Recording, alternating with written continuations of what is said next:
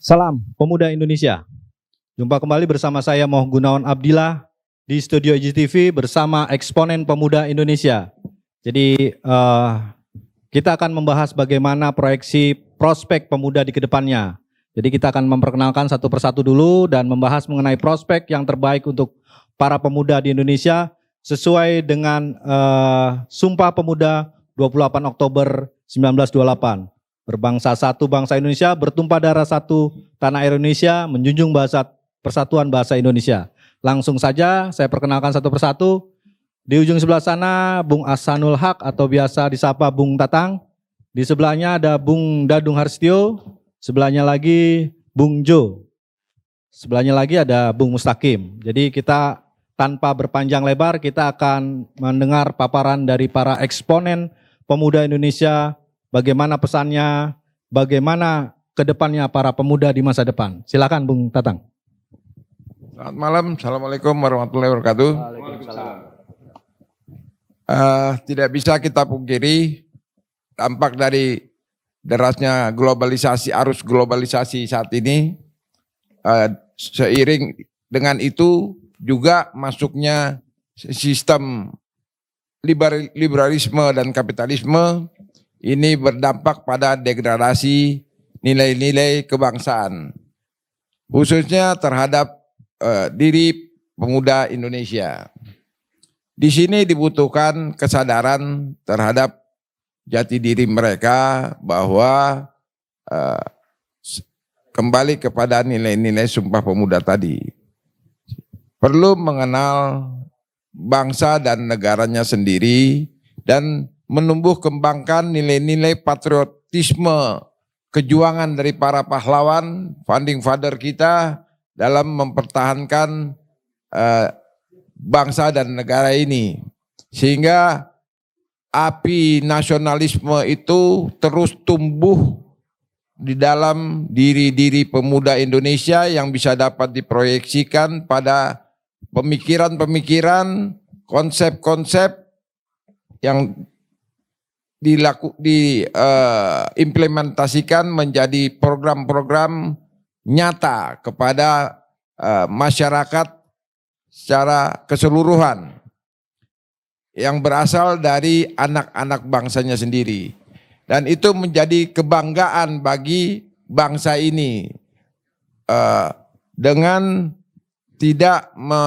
tidak lagi membanggakan hasil pemikiran, hasil kerja, hasil penemuan-penemuan dari luar. Yang banyak sekarang kita lihat adanya degradasi nilai tersebut dari sisi musik, film, artis, dan sebagainya. Ini lambat laun mengikis nilai-nilai patriotisme atau spirit nasionalisme kebangsaan di dalam jati diri pemuda. Untuk itu, patriotisme ini tidak bisa disandarkan pada nasionalisme yang sempit. Karena nasionalisme yang sempit hanya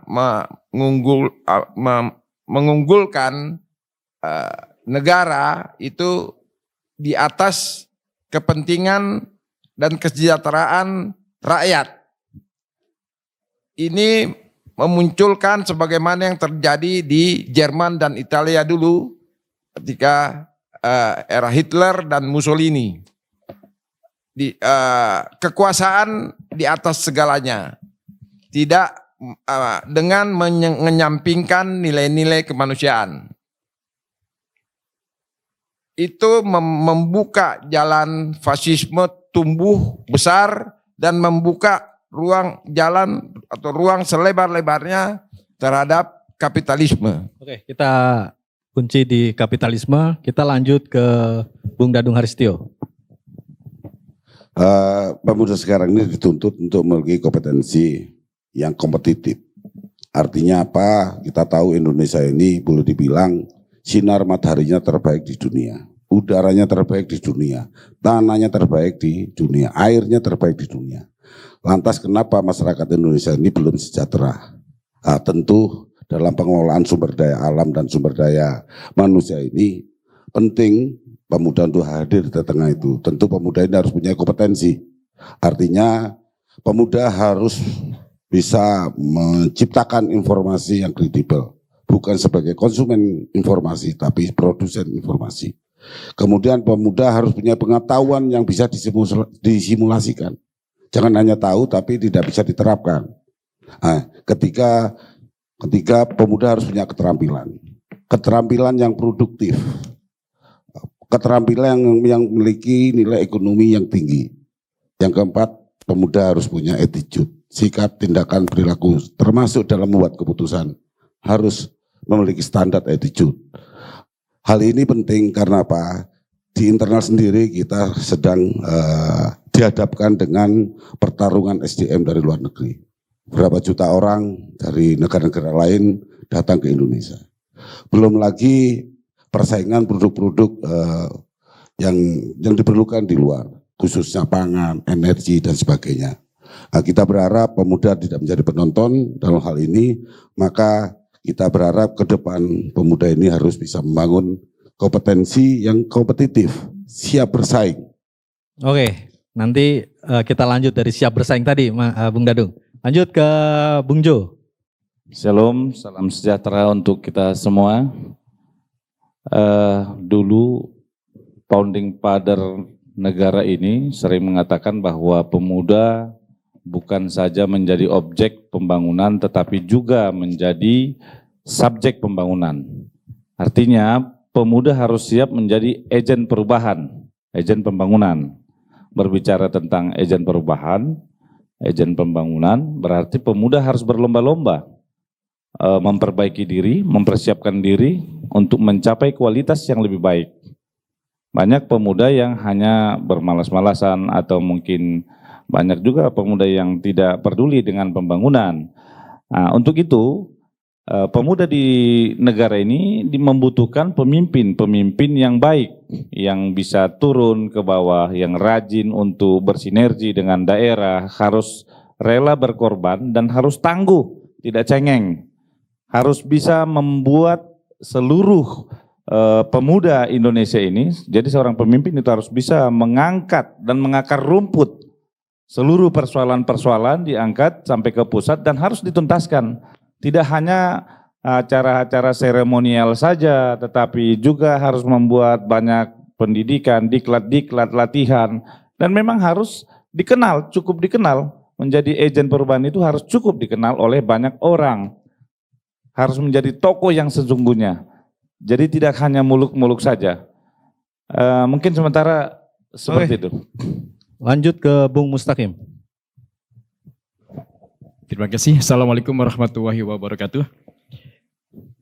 Menyikapi dengan perkembangan kekinian bahwa saat ini di era digital ini yang mana pemuda adalah sebagai pelaku utama di era digital ini, maka selaku eksponen pemuda Indonesia menyeru kepada generasi muda, khususnya milenial dan generasi Z, bahwa era sekarang ini adalah milik Anda, di tangan Anda, bangsa Indonesia pun di tangan Anda dalam seluruh memainkan sektor-sektor penting di kehidupan berbangsa dan bernegara saat ini. Sebagaimana kita ketahui bahwa total populasi kita saat ini dari 277 juta, jumlah ponselnya itu lebih dari penduduk Indonesia, yaitu 370 juta. Nah, hal ini juga menunjukkan angka pengguna internet sudah makin bertambah sekitar 204 juta dan pengguna media sosial ada 191 juta. Nah, melihat peta ini maka sebagaimana kita ketahui bahwa Indonesia akan menuju bonus demografi di tahun 2015 sampai 2045 yang mana diperkirakan penduduk Indonesia akan mencapai 318 juta. Nah, hal ini perlu kita sikapi, jangan sampai bonus demografi ini yang ada pada titik tumpu produktivitas di usia pemuda ini justru menjadi sebuah masalah bagi perkembangan persoalan ekonomi, termasuk masalah bagi bagi negara kita ini. Justru pemuda jadi beban. Nah, jangan sampai pemuda menjadi beban di era bonus demografi ini. Seharusnya titik tumpu pada pembangunan kepemudaan adalah bagaimana menciptakan sumber daya manusia, khususnya pemuda ini di generasi milenial ini harus bangkit, harus bisa menjadi pelaku dan bagaimana menyikapi di era digital ini. Nah, masyarakat kita sudah menuju digital society atau masyarakat digital dari seluruh sektor kehidupan, tentunya sangat terkait dengan information computer communication and technology ICT. Nah, inilah juga harus menjadi titik tumpu. Kita selaku eksponen pemuda Indonesia juga menyeru bahwa cara-cara lama, cara-cara yang konvensional, kita pun juga harus legowo dengan adanya sebuah gelombang teknologi ini, masyarakat digital ini, sehingga apa? Pola pikir, pola pola aksi, termasuk dalam pola tindak ini, kita juga harus memberikan keteladanan yang baik bagi generasi milenial, sehingga generasi milenial dapat menemukan ruang kreativitas yang tinggi. Nah, hal ini terkait dengan, kembali lagi tadi, ada 190 juta pengguna media sosial, jangan sampai media sosial hanya diisi oleh hal-hal yang buruk. Nah, di sini juga peran pemuda sangat penting terhadap seperti yang disampaikan Bung Tatang tadi, dalam penguatan nilai-nilai kebangsaan kita, nilai-nilai politik kebangsaan kita, bagaimana ideologi kita berbangsa dan bernegara ini tetap ada pada diri pemuda. Jangan sampai juga terjadi pemuda hanya transaksional saja, menggunakan media sosial hanya untuk shopping online, hanya untuk entertainment, hanya untuk hal-hal yang justru sifatnya hiburan semata. Padahal sebagai generasi milenial, pengguna media sosial ini juga bisa kita tanamkan untuk produktivitas pemuda dalam sisi sumbangsih yang nyata terhadap pertumbuhan ekonomi nasional, juga termasuk bagaimana membentengi bangsa ini, membekali pemuda ini dengan politik kebangsaan, sehingga karakter pemuda Indonesia juga bisa mewarisi nilai-nilai yang diwarisi oleh para pendahulu kita, para founding fathers kita dalam menjalankan nilai-nilai kebangsaan, termasuk dalam hal ideologi kita dalam berbangsa dan bernegara. Oke. Terima kasih, Bung Gun. Terima kasih Bung Mustaqim. Oke, untuk para penonton di Studio IGTV, kita kasih tepuk tangan untuk para narasumber kita. Jadi kita akan lebih mempertajam bagaimana nanti Bung Tatang, Bung Dadung Harstio, Bung Jo, dan Bung Mustaqim tentang pesan-pesan kebangsaan, pesan-pesan prospek, proyeksi para pemuda Indonesia di masa akan datang. Apalagi Bung Mustaqim sebut adanya bonus demografi, Bung Tatang menyebut adanya kapitalis, begitu juga dengan Bung Dadung dan Bung Jo. Jadi kita langsung akan mempertajam tadi lanjutan daripada pesan dari Bung Tatang selaku eksponen pemuda Indonesia, hal-hal yang akan disampaikan. Apa sih pesan dari Bung Tatang untuk para pemuda tadi dalam paparan awalnya? Untuk menjaga ideologi kebangsaan kita tetap berjalan di rel yang lurus, tidak bengkok dan tidak terancam oleh beberapa ideologi yang mungkin menghasut para pemuda kita di masa depan. Yang penting harus terus ditumbuh kembangkan di dalam diri pemuda Indonesia, sebagaimana yang pernah diucapkan oleh founding father kita Bung Karno, bahwa harus terus menyalakan api patriotisme dan nasionalisme kebangsaan itu di dalam diri kita. Sehingga ini akan mewarnai setiap langkah pemikiran dan apapun konsep itu dalam rangka untuk kemajuan dan eksistensi bangsanya sendiri. Sehingga dalam hal ini, dalam meraih kepentingannya tidak mencengkeram kuku-kukunya terhadap kawan sesama bangsanya sendiri. Itu yang penting. Oke. Itu menurut saya harus ditanamkan. Soliditas, kebersamaan, nasionalisme kebangsaan itu membentuk persaudaraan sesama anak-anak bangsa. Itu yang perlu terus dikobarkan api semangat nasionalisme, patriotisme itu pada diri-diri pemuda Indonesia. Hingga tidak ada lagi kita mengenal adanya wadah-wadah atau organisasi-organisasi kepemudaan di Indonesia itu yang menjadi kubu-kubu, blok-blok. Itu sudah tidak pernah dan tidak perlu lagi ada. Ini dampak dari arus kencangnya informasi komunikasi dalam sistem globalisasi ini. Ditumbuh kembangkan lagi patriotisme dan nasionalisme kebangsaan. Sesama anak bangsa kita berjalan seiring sejalan dalam rangka eksistensi bangsa ini, dan yang harus dipikirkan bagaimana bangsa dan negara ini tetap eksis dan dihargai serta dihormati dan disegani oleh bangsa-bangsa di dunia yang ada saat ini. Seperti itu kira-kira yang paling pokok. Jadi kalau dari penguasaan dari Bung Tatang mengenai konsolidasi ideologi kebangsaan, bangsa Indonesia ini mungkin sudah hampir 2 kali pemilu mengalami yang namanya perpecahan. Pesan yang terpenting untuk Bung Tatang di 2024 ini untuk para pemuda Indonesia. Yang terpenting saya kembali lagi sebagaimana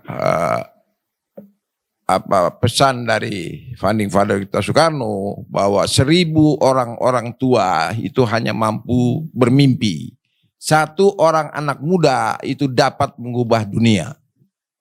Ini bisa terjadi apabila kesadaran nasionalisme dan patriotisme kebangsaan itu terus digali, dikolaborasikan pada sistem kenegaraan dan kebangsaan yang ada, sehingga apa yang kita harapkan bersama bahwa pemuda sebagai agen perubahan negara bangsa itu betul-betul bisa terwujud. Seperti itu kira-kira. Oke, terima kasih. Jadi untuk selanjutnya akan lebih menarik karena partisipasi pembangunan mungkin akan kita kupas tuntas. Bagaimana para pemuda Indonesia. Jadi saya pernah Bung Dadung berkunjung ke wilayah kota Taman Sari, Jakarta Barat. Jadi pemuda di sana berorganisasi dengan namanya Karang Taruna. Jadi seperti yang dipaparkan Bung Dadung tadi mengenai kecerdasan, pendidikan, pelatihan adalah kunci untuk kesejahteraan. Nah di sana para organisasi pemuda mereka lulusan SD, SMP dan bahkan mereka meminta untuk kejar paket C. Nah solusi dari Bung Dadung bagaimana untuk para pemuda yang masih pendidikannya di bawah rata-rata tersebut? Saya kira pendidikan atau pelatihan itu fokus saja pada orientasi. Tidak bisa sekarang ini jadi general, menjadi orang yang umum gitu kan. Menjadi orang yang spesifik, fokus pada satu aktivitas. Jadi jenjang untuk perubahan sosial yang menuju kepada kompetensi. Pertama yang paling dasar itu adalah menjadi aktivis. Baru penggiat, programmer, pelaku, baru profesional. Jadi aktivis ini adalah yang paling basic. Tidak butuh kriteria harus S1, S2. Jadi aktivis lulusan SD pun bisa. Tapi begitu masuk kepada penggiat, programmer, pelaku usaha dan profesional baru mereka harus mengikuti standar-standar atau kompetensi pendidikan dan latihan. Nah, kebanyakan teman-teman ini sangat enjoy dengan menjadi aktivis yang bebas, tidak terikat dan sebagainya. Ini yang paling banyak. Dan mereka takut menjadi penggiat, apalagi menjadi programmer, apalagi jadi pelaku usaha. Ini konsekuensinya berat. Itu harus hidup prihatin, diuji, dicoba dan sebagainya. Memang menjadi aktivis itu enak sekali gitu. Jadi kesana kemari guyup dan sebagainya. Lah di Karang Taruna itu ya perlu ditingkatkan kompetensinya. Memang itu satu program untuk kesejahteraan. Nah ini penting. Pemuda sekarang ini harus bisa menegaskan kembali tentang bahwa Indonesia ini negara berkesejahteraan, welfare state. Sampai sekarang ini saya belum pernah dengar ada pemuda yang menggaungkan tentang negara kesejahteraan. Padahal negara kesejahteraan ini ada di dalam konstitusi. Nah ini yang perlu dipikirkan. Tapi menuju negara yang berkesejahteraan ini tentu ekonominya harus dibangun, produktivitas masyarakatnya harus dibangun itu. Nah, oleh karena itu ke depan ini Indonesia akan mengalami banyak persaingan, baik persaingan dalam negeri maupun persaingan di luar negeri. Contoh persaingan dalam negeri ini maksudnya tenaga dari luar negeri yang masuk di Indonesia. Jangan sampai kita jadi penonton, baik pengelolaan sumber daya alam, tambang, laut, pertanian dan sebagainya. Belum lagi kita bersaing dengan tenaga kerja kita yang ke luar negeri, ke Afrika, ke Malaysia dan sebagainya. Ini problem besar. Tadi dikatakan oleh Mas Mustaqim tentang bonus demografi. Iya, kita bonus banyak sarjana nganggur. Tapi kalau kita lihat diorientasi lagi, sarjana itu bisa kerja tidak? Bisa memenuhi standar kompetensi atau standar untuk bekerja dalam suatu perusahaan tidak? Kebanyakan kan pendidikan kita kemarin kan lepas, itu tidak ada standarisasi dan kompetensi sehingga habis lulus kuliah ya nganggur-nganggur dulu dan jadi aktivis dulu kan begitu. Nah, ini penting segera dilakukan percepatan dan peningkatan kompetensi pemuda karena pemuda ini ada di mana-mana. Pemuda ini memiliki energi yang luar biasa. Ini harus dikonsolidasikan seperti yang dikatakan oleh Bung Tatang tadi, harus dikonsolidasikan. Pemerintah harus peduli, paham betul. Kalau pemuda ini tidak dibina akan jadi hal yang bahaya. Jadi kompleksitas pemuda itu banyak, ada narkoba, kejahatan dan sebagainya. Ini harus diarahkan supaya apa? Kita nanti sebagai negara yang besar ini tidak menjadi penonton di dalam negeri maupun penonton di luar negeri. Dan secara geografis dan demografis Tuhan sudah memberikan bangsa Indonesia ini sebagai negara yang luar biasa, yang terbaik di muka bumi ini. Seperti yang kita sampaikan tadi, sinar mataharinya terbaik, udaranya terbaik, tanahnya terbaik, airnya terbaik, dan harus sejahtera. Kenapa belum sejahtera? Karena tata pengelolaannya yang kurang baik. Ini menyangkut kompetensi. Maka itu perlu dibangun kompetensi. Lah pemuda ini harus hadir. Lah harus diciptakan pemuda ini, persaingan-persaingan di pemuda ini. Di bidang pertanian, siapa yang terbaik. Di bidang koperasi, siapa yang terbaik. Di bidang kelautan, pemuda siapa yang terbaik. Pemerintah harus menggiatkan ini. Membuat festival atau olimpiade. Sehingga muncul pemuda-pemuda unggulan di Indonesia ini. Itu saya kira. Oke, mungkin ada pertanyaan penting untuk Bung Dadung Haristio. Jadi kita langsung belak-belakan aja, jadi nggak ada yang tutupi untuk bangsa dan bangsa Indonesia ini. Karena apa? Untuk kesejahteraan para pemuda dan bangsa Indonesia ini sendiri. Indonesia ini dari Sabang sampai Merauke. Jadi kalau saya baca buku 1500 yang namanya Korps Diplomatik, bangsa ini dari 1500 sudah dijajah secara ekonomi. Jadi kalau boleh dikata sampai saat ini pun bangsa-bangsa asing berdiri di sumber daya alam kita. Ya, contoh di Papua, ada yang namanya, langsung saya sebut, Korea Indonesia. Bagaimana sawitnya itu menguasai 2 kabupaten. Kalimantan, bagaimana sawit-sawitnya dikuasai oleh orang-orang asing. Dan menjadi masalah tersendiri saat ini tentang tadi kenaikan minyak goreng. Padahal mereka memiliki HGU. Nah pertanyaannya adalah, setujukah para konglomerat HGU-nya dicabut, tapi sebagai pemuda harus memiliki tadi solusi bargaining tadi? Ya, jadi boleh kita mengkritisi sesuatu, tapi ketika sesuatu menunjuk kita untuk hadir menangani itu harus siap. Jangan pemuda ini hanya berkoar-koar, ya kan, mengkritisi tentang kebun, tentang laut, tentang apa. Tapi pemuda sendiri gak bisa bekerja di situ. Nah, jadi sikap kritis itu boleh, itu basic, itu aktivis itu kritis. Tapi yang dituntut oleh bangsa dan negara ini adalah proaktif. Jadi berbuat sebelum masalah itu tuh muncul. Jangan seperti pemuda ini pemadam kebakaran. Jadi harus tahu lah pemuda ini bakal terjadi apa, pemuda harus tahu. Memforecast, dia kan harus punya kepedulian sosial, harus peka terhadap kehidupan masyarakat. Jangan seperti pemuda pemadam kebakaran, kan itu kan ada masalah baru turun. Lah ini proaktifnya kurang. Kritis boleh, tapi siap untuk turun menangani masalahnya, yang mengkritik masalahnya aja. Nah, kembali kepada perkebunan itu ya kita lihat sendiri, pemuda seperti apa di perkebunan.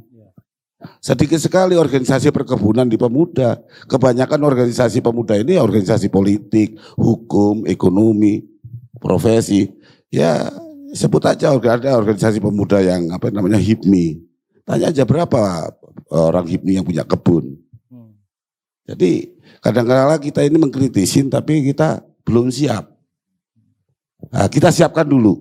Siapkan dulu baru kita kritisi. Oke, kita kunci nanti mungkin ada pembahasan tersendiri, mungkin waktunya akan Bisa saya lebih tambah panjang. ini ya? Jadi nanti ke Bung Jo ya. Ya, saya tambah sedikit.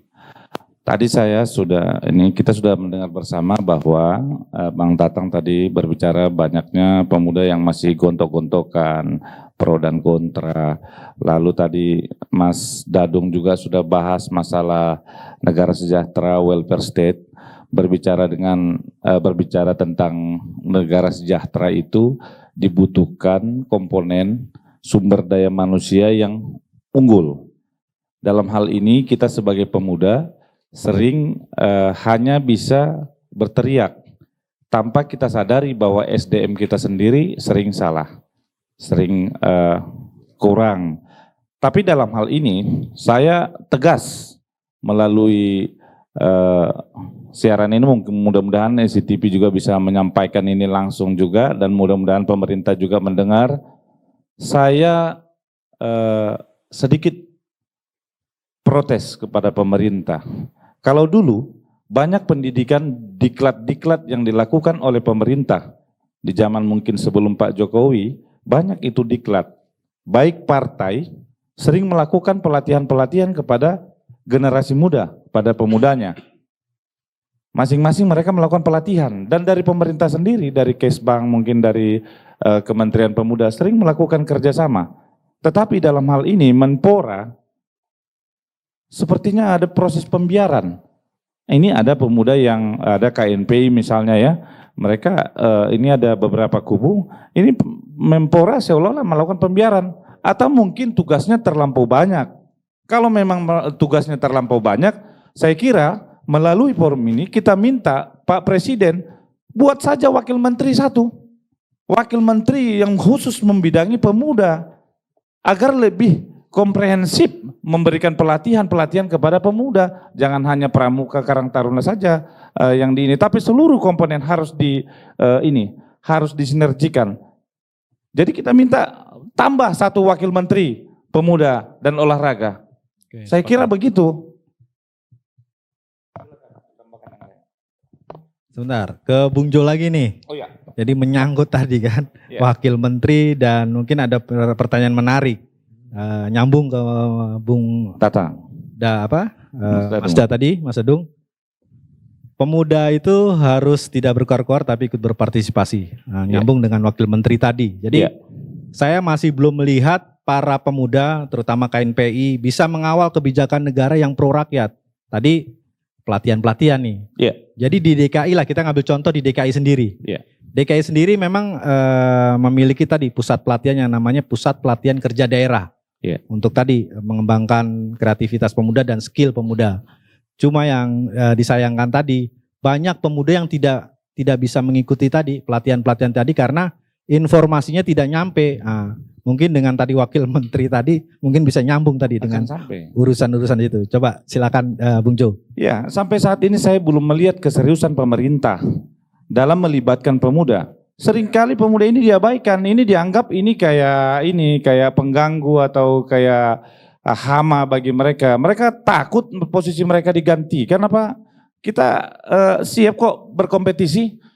Kalau memang dia tidak sanggup, mundur saja sebagai kepala dinas kah, sebagai apa. Tapi kalau memang pemuda dikasih kesempatan, ini kan banyak potensi nih, banyak potensi pemuda di negara ini. Tapi seringkali diabaikan, hanya dikasih kursi cadangan. Hanya karena mereka takut posisi ini digeser. Kalau memang pemerintah serius, kasih dong kesempatan kepada pemuda untuk berbuat membangun bangsa ini, kasih dong. Berikan kesempatan. Kami yakin pemuda-pemuda yang terampil ini bisa kok melakukan apapun. Apa yang tidak bisa dilakukan. Tadi Bang Tatang sudah mengatakan bahwa Soekarno pernah mengatakan, berikan saya 10 pemuda. Saya akan ubah dunia ini. Jangankan 10. Kita berikan 100 kalau yang Pemda DKI misalnya membutuhkan 100. Kita siapkan. Tetapi selama ini kan Pemda DKI tidak pernah melibatkan pemuda dalam kegiatan gubernur juga nggak pernah melibatkan pemuda. Hanya ya 1-2 orang saja yang kira-kira berpihak kepada dia. Kalau memang dia menjadi pemerintah yang baik, menjadi good government, harusnya dia memberikan kepada seluruh aspek, baik itu yang agak arogan, yang ini, yang bersama dia, harus dikasih kesempatan sehingga dia bisa memperbaiki, ada koreksi. Ini kan hanya pengikutnya, jadi pengikutnya apa kata Bapak Gubernur misalnya selalu mengiyakan saja, tidak ada change untuk merubah, sehingga itu akan searah. Kita ini pemuda itu kan perlu banyak arah untuk membangun negara ini. Saya kira begitu. Perlu kritikan ya untuk Perlu Bapak Gubernur Anies untuk Baswedan. pembangunan untuk yang lebih sempurna.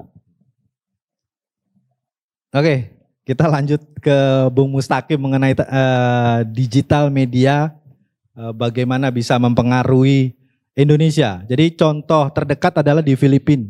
Bagaimana anak Ferdinand Marcos bisa menjadi presiden Filipina karena apa? Karena sosial media.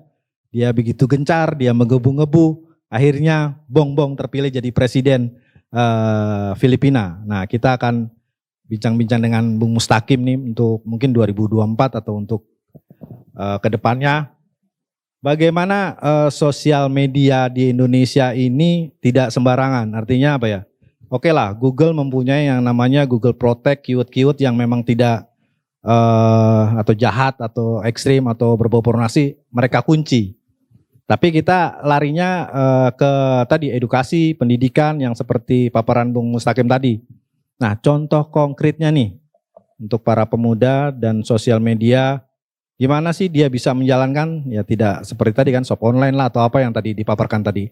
Contoh nyata konkret untuk bangsa negara sebagai garda terdepan, terutama pemudanya di 2024 jangan terpecah dan jangan mau diadu domba. Nah, mungkin itu pesannya.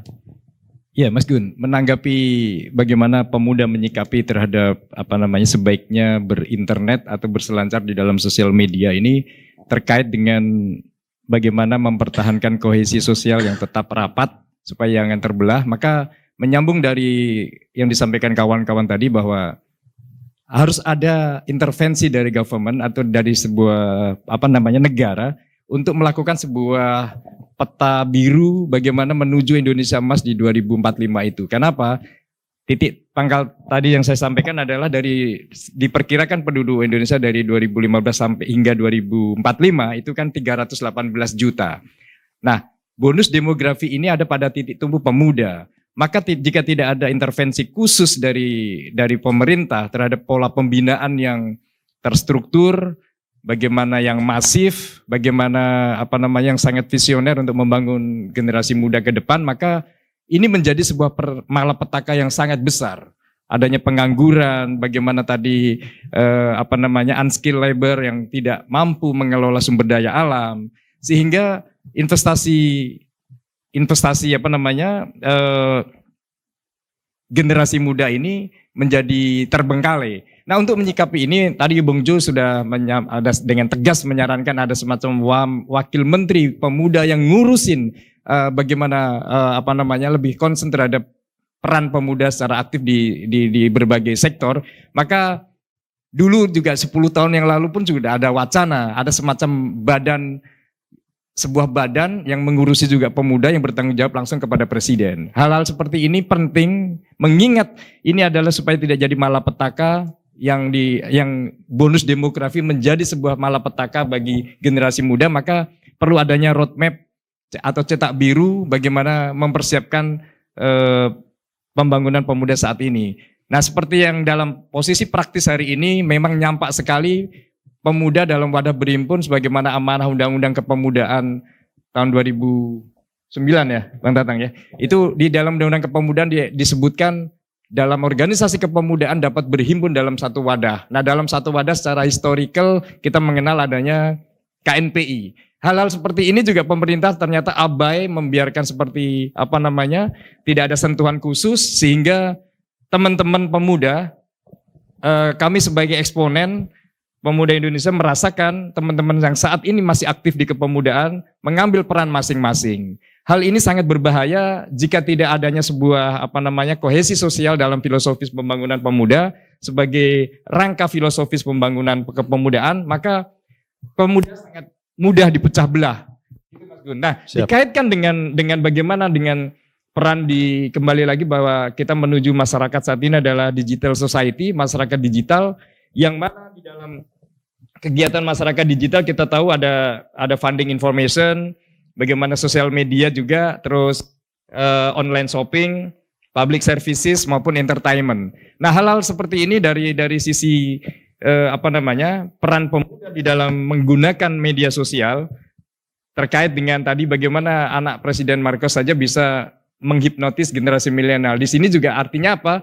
Posisi politik pemuda, bagaimana suara pemuda ternyata kan sangat menentukan. Nah, bagaimana tadi saya tegaskan di awal bahwa eksponen pemuda Indonesia justru harus out of the box. Kita mempersilahkan generasi milenial untuk mengambil ataupun dengan eksis dengan caranya sesuai dengan dengan kekiniannya. Nah, ini sebagaimana tantangan zaman. Maka supaya tidak liar Mas Gun yang seperti bagaimana praktisnya, bagaimana jangan sampai masyarakat terbelah.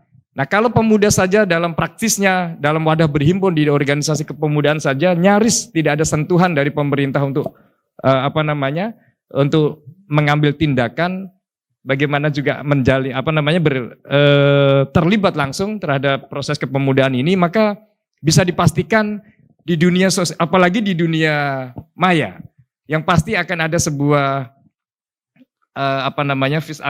konfrontasi, terjadi polarisasi dari masing-masing ideologi, kepentingan politik maupun dari sisi kepentingan-kepentingan sangat pragmatis. Nah, ini juga jangan sampai menghinggapi di jiwa pemuda Indonesia saat ini.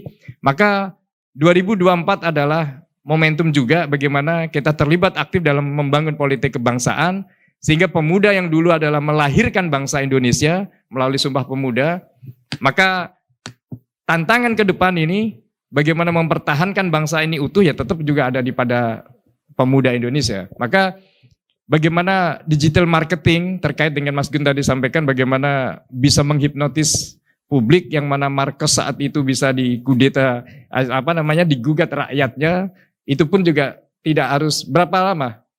Berapa generasi kan, hanya satu generasi saja sih sudah bisa mengambil kekuasaan kembali. Nah, ini di sini artinya apa? Bahwa ruang digital menjadi sangat menentukan bagi persepsi publik. Nah, ruang digital juga yang mana di sini dipenuhi adanya sebuah saat ini diambil alih oleh buzzer, yang terkadang buzzer inilah juga salah satu pemecah belah bangsa. Ini pun juga harus ke depan, harus bagaimana tidak ada robot-robot itu. Bagaimana kita ketahui setelah akun Twitter yang diambil oleh Elon Musk ini pun juga menegaskan artinya akan membereskan yang namanya robot-robot seperti itu. Nah, sehingga ruang aktualisasi, ruang pendapat di ruang publik, menyalurkan aspirasi di ruang publik ada jaminan tidak menggunakan robot-robot yang mana robot-robot ini justru akan mempengaruhi sebuah pembelokan opini publik yang sesungguhnya, aspirasi publik yang sesungguhnya. Nah, sehingga dari sini maka kita gunakan ruang digital ini bagaimana melakukan politik politik kebangsaan yang betul-betul real, yang teraspirasi dengan kepentingan masyarakat. Nah, disinilah pemuda betul-betul memegang peranan penting, termasuk pemerintah juga harus concern. Pemerintah harus concern bagaimana merumuskan ini semua menjadi sebuah cetak biru kepemudaan supaya tidak terpecah belah. Betul-betul ada sebuah agregat nasional kita lah ya, agregat kepentingan nasional kita yang dulu pemuda pemersatu, nah sekarang saatnya bersatu kembali untuk mewujudkan kepentingan kita, bagaimana menghadapi tadi ke depan. Jika tidak maka pemuda menjadi malapetaka bangsa ini. Oke. Kita akan ada mungkin 2 menit untuk kata-kata closing. Bagaimana pemuda Indonesia tadi sudah disampaikan Bung Mustaqim, Bung Jo, Bung Dadung Aristio, Bung Tatang. Sangat-sangat menarik. Jadi ada yang lebih menarik yaitu tentang tadi Wakil Menteri. Bagaimana pemuda bisa mengawal negara, mengawal kebijakan, dan mengawal semua untuk demi kesejahteraan untuk Indonesia. Jadi nggak main-main, jumlah pemuda di Indonesia ini bisa menentukan calon presiden. Jadi kalau ngelihat dari angka di Biro Statistik itu ada hampir 65 juta pemuda di Indonesia. Jadi ini cocok ini semua nih, ketua, ketum, wakil, bendahara. Jadi kalau 2024 ini mungkin presidennya ada di sini. Jadi kita akan berikan kata closing untuk Bung Tatang, Bung Dadung, Bung Jo, dan Bung Mustakim. Silakan Bung Tatang, kata closing cukup 2 menit. Saya berharap kepada pemerintah dikembalikan lagi pemuda ini menjadi jembatan emas bagi program-program pemerintah kepada masyarakat di akar rumput. Jadi membawa misi-misi program-program pemerintah dalam hal ini dalam rangka untuk pembangunan ekonomi, sosial, budaya dan sebagainya itu difungsikan kepada pemuda. Disitulah sinergitas yang positif dan konstruktif dengan tidak menghilangkan fungsi sosial kontrol dari pemuda itu sendiri sebagai agen perubahan. Kira-kira seperti itu. Oke, lanjut untuk Bung Dadung Haristio, waktunya 2 menit. Saya pikir pemuda perlu diberikan tugas untuk mengawal terwujudnya negara yang berkesejahteraan. Ini belum pernah dilakukan, tapi saat ini sangat penting pemuda ini mengawal visi dan misi negara berkesejahteraan. Jadi yang kedua, banyak aset-aset miliknya pemerintah dan negara ini terbengkalai, belum dikelola dengan baik. Berikan kepada pemuda, percayakan pada pemuda untuk mengolah aset-aset yang ada, yang dimiliki pemerintah maupun negara ini diberikan kepada pemuda. Insya Allah pemuda akan terbangun di situ, bisa meningkatkan produktivitas aset-aset itu sehingga pemuda itu bisa mandiri. Demikian. Siap, lanjut. Bung Jo, kata closing 2 menit. Saya ada 2 dan tegas. Jika Bapak Presiden juga menonton ini, khususnya kalau Pak LBP sebagai pendamping beliau menonton acara ini, jika masih memungkinkan untuk ditambah wakil menteri pemuda. Tetapi dalam rangka 2024 pemilihan nanti, saya pastikan siapa calon presiden yang mau bersinergi dengan pemuda dan bisa, bila perlu dipisah, menteri pemuda 1, menteri olahraga 1. Siapa yang punya konsep itu, mau bersinergi dengan pemuda, saya pastikan menang. Menang menjadi presiden, saya pastikan. Demikian. Oke, lanjut Bung Mustakim. Wakil media digital nanti, menteri media digital. Mantap. Ya, jadi bagaimana kita ketahui bahwa masyarakat digital Indonesia saat ini, yang mana pemuda atau milenial sebagai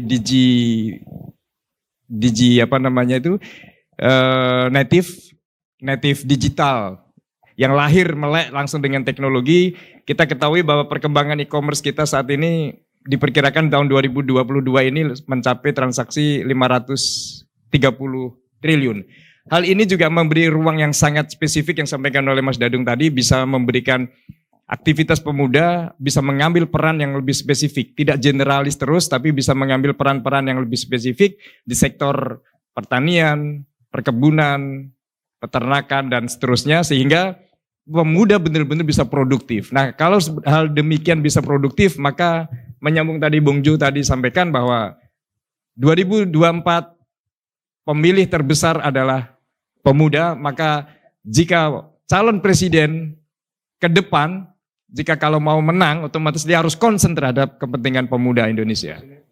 Harus bersinergi, dan otomatis untuk itu kita juga membuka ruang sebagai eksponen pemuda Indonesia, membuka ruang seluas-luasnya bagi calon-calon presiden, calon pemimpin bangsa ini yang mau berkontribusi real, maka kami siap berdiskusi, siap berdialog, dan siap juga bagaimana menyalurkan aspirasi masyarakat kepada calon-calon presiden nanti untuk dibawa sebagai misi visi besar mereka sebagai calon presiden. Plus untuk eksponen pemuda Indonesia. Oke, sebelum kita closing mungkin kita kasih semangat untuk para eksponen pemuda Indonesia. Sekali lagi kalau saya teriak eksponen pemuda Indonesia, pemuda, pemuda, pemuda. Siap? Eksponen pemuda Indonesia, pemuda, pemuda, pemuda. Nah, ini calon presiden, calon menteri 2024. Jadi pemirsa EZTV bersama eksponen pemuda Indonesia, mungkin banyak hal-hal positif yang bisa ditangkap oleh para senior-senior atau dibilang mantan pemuda tapi jiwanya tetap pemuda. Kalau bisa dibilang 17 tahun karena semangat, visi, dan tadi apalagi himbauan masukan langsung ke Presiden Jokowi untuk meminta wakil menteri pemuda, kalau perlu ada wakil menteri pemuda, wakil menteri olahraga. Jadi tetap terjaga para pemuda Indonesia sebagai penjaga Republik Indonesia karena mereka bisa berdiri negara Republik Indonesia. Kalau tanpa pemuda, Indonesia tidak ada. Jadi masukan dari para eksponen pemuda Indonesia ini, semoga Bapak Jokowi mendengar, Bapak Luhut Binsar Panjaitan mendengar, bagaimana pemuda di 2024 akan menguasai Indonesia dan bisa bersaing dengan negara-negara di dunia. Saya Moh Gunawan Abdillah, sampai jumpa, salam pemuda Indonesia.